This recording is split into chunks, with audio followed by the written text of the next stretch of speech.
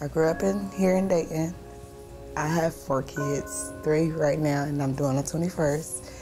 And right now what I kind of been going through is kind of what you would say it's called more of an emotional abuse, where a lot of hurtful things get said and things like that.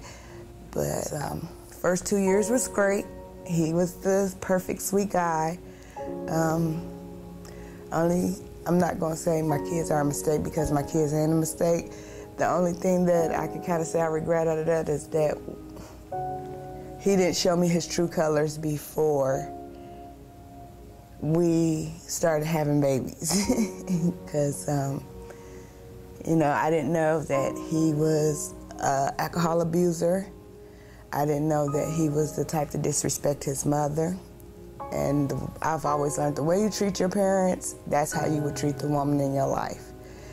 And, you know, and as we got more farther, because if we would have made it all the way through this year, it would have been almost 6 years. And about the 3rd or 4th year, it started getting a little rough, where I noticed he was abusing alcohol a whole lot more. He was very, I'm gonna say, jealous of my son, because everything seemed to always point at him if he's doing this or he's doing that, or he's not doing this, he's not doing what I asked. Before that relationship, I was in a more abusive relationship where I literally had to remove my kids from that situation so they wouldn't see that abuse. And it took me maybe about 4 or 5 months. My mom helped me out by taking care of them for me. And he was, like I said, he was physical. He liked to hit, choke, kick, and things like that. And it was a good thing that at that time I didn't get pregnant by him, because it only made it easier to walk away. And to know that my 2 kids that I had was not his, it made it even more easier to walk away. It was just about me keeping them safe and getting myself safe and getting out of there. That was like the worst time in my life. It was more worse than the emotional abuse. And I wound up having to go as far as involving the police and getting a restraining order. And I got that help by talking to family, friends, and peers, and people at the New Life Center, and just updating myself more on more awareness of keeping me and my family safe. I got that part of my life together, and that's kind of, now that we done weaned ourselves away from him, my life is getting back together. I have a great support system. Like I said, I have family, I have friends.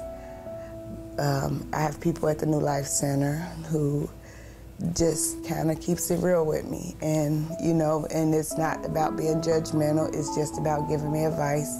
And however I take it, that's how I take it. So they say kids freak what they see. I didn't want my son to become an abuser. And which was really, really hard, because like now that I see that he's growing up, he's not a physical abuser, but his mouth is kind of an abuser, and that's kind of what we're in therapy for. It's a family therapy, because he says some harsh things, but he doesn't realize that. I realize that I helped put some of that in his way, and it hurts, but we're getting through that.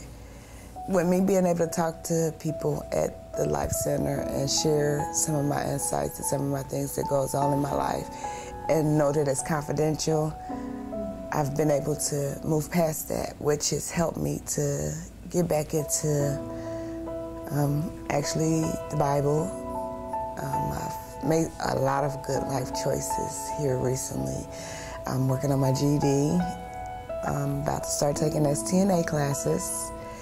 And actually, my family, as far as me and my kids, we're building ourselves back up to be one again.